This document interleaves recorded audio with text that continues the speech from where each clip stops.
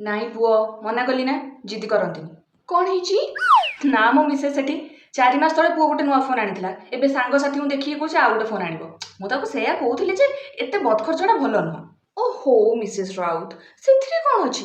ମୋ ପୁଅ ତ 6 ମାସକୁ 6ଟା ଫୋନ୍ ଚେଞ୍ଜ କରେ। ଆରେ ଆମେ ସ୍ୱାମୀ ସ୍ତ୍ରୀ ଇନକମ୍ କରୁଛୁ କାହା ପାଇଁ? ତାରି ପାଇଁ ନା। ସେ ଧରୁ ଯେତେ ଚାହିଁଲେ ଆମର ଘୋଟାଏ ବୋଲି ପୁଅ ନା। ଆରେ ହଁ ହଁ ଭଲ ଦେଖାଯାଉଛୁ କିନ୍ତୁ ଆଗକୁ ଟିକେ ଦେଖି ଚାହିଁ ଖର୍ଚ୍ଚ କରିବୁ ହେଲା। କ'ଣ ହେଇଛି?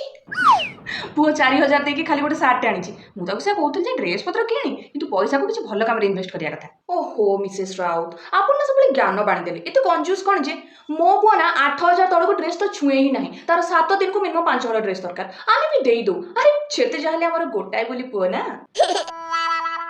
ହ୍ୟାଲୋ ମିସେସ୍ ସେଠି ଆକ୍ଚୁଆଲି ଆଜି ରେଜଲ୍ଟ ବାହାରିଲା ତ ଆମ ପୁଅ ଟପ୍ କରିଛି। ସେଇଥିପାଇଁ କାଲି ଗୋଟେ ପୂଜା ରଖିଥିଲୁ। ଆପଣ ନିଶ୍ଚୟ ଆସିବେ।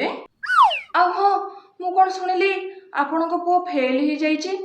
ଆଉ ପୁଣି କାଳେ ମଦ ଜୁଆରେ ପୁରା 15-20 ଲକ୍ଷ ଉଡ଼େଇ ଦେଇଛି। ହଁ ମ ସେଥିରେ କ'ଣ ଅଛି? ଆପଣମାନେ କ'ଣ କଞ୍ଜୁସ୍ ହେଇଛନ୍ତି ନା କ'ଣ?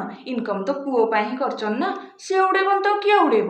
ଯେତେ ଯାହାହେଲେ ଆପଣମାନଙ୍କର ଗୋଟାଏ ବୋଲି ପୁଅ ନା।